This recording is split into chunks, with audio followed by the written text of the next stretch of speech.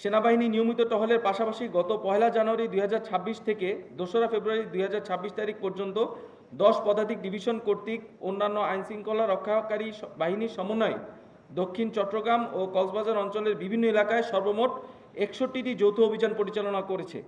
এসব অভিযানে চিহ্নিত শীর্ষ সন্ত্রাসী, মাদক ব্যবসায়ী, মাদকাসক্ত, ডাকাত সদস্য, কিশোর গ্যাং, চোরা কারবারি, বিভিন্ন মামলার আসামিসহ সর্বমোট 80 জন অপরাধীকে গ্রেপ্তার করা হয়েছে, যার মধ্যে 66 জনের বিভিন্ন মেয়াদে মামলা রয়েছে। 66 জন ব্যক্তির গ্রেপ্তারকৃত নিকট হতে 19টি অবৈধ আগ্নেয়াস্ত্র, 100 রাউন্ড বিভিন্ন ধরনের অ্যামুনেশন এবং 93টি দেশীয় ধারালো অস্ত্র উদ্ধার করা হয়েছে। অস্ত্র ও গোলাবারুদের পাশাপাশি একটি ড্রোন, একটি ওয়াকিটকি, 13 লক্ষ জাল নোট সহ বিভিন্ন নাশকতা সৃষ্টিকারী দ্রব্য সামগ্রী জব্দ করা হয়েছে।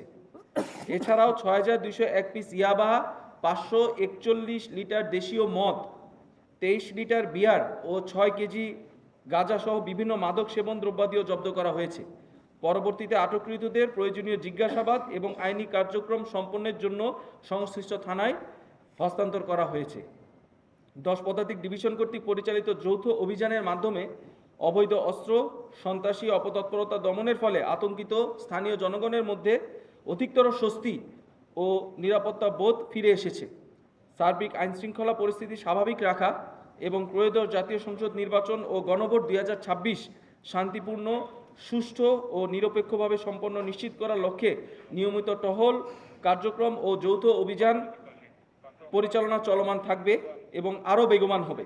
জনগণ যেন নির্বিঘ্নে ও নির্ভয়ে তাদের ভোটাধিকার প্রয়োগ করতে পারে, সে লক্ষ্যে 10 পদাতিক ডিভিশন অসামরিক প্রশাসন ও অন্যান্য আইনশৃঙ্খলা রক্ষাকারী বাহিনীর সাথে সমন্বয়পূর্বক বিভিন্ন কার্যক্রম উদ্যোগ গ্রহণ অব্যাহত রাখবে। এক্ষেত্রে সকলের সহযোগিতা একান্ত কাম্য।